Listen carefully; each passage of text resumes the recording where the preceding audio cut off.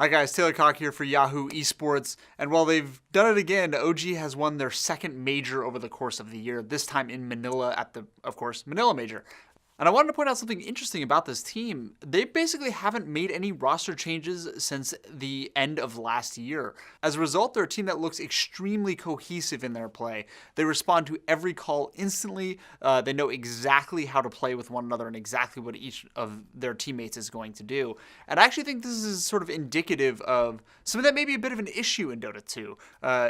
Dota 2 teams are notorious for roster swaps constantly. And I think that's kind of a problem. I mean, let's take a look at teams like EG or Team Secret. Yeah, they've had success, I mean, even when picking up a couple majors, but as they go forward after these roster swaps, they really struggle. And it really goes to show how much importance on team unification there needs to be in a professional esports scene.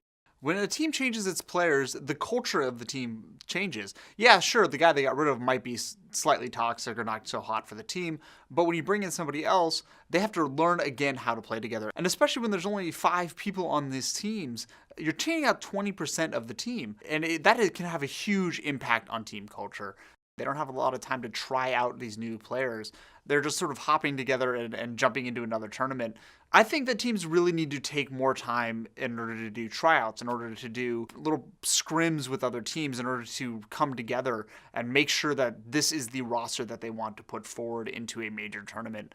I mean, sometimes the best player on paper, whether he be mechanically skilled or just a smart player, might not be the best culture fit for the team. Look at TSM in League of Legends. They're a team that brought on Yellowstar, one of the most legendary players in the game, and they just couldn't find wins with him. So they got rid of him. They brought in Biofrost, a rookie talent, and he's been spectacular for them. They're undefeated so far throughout the summer split. I think Dota really needs to take a lesson from this.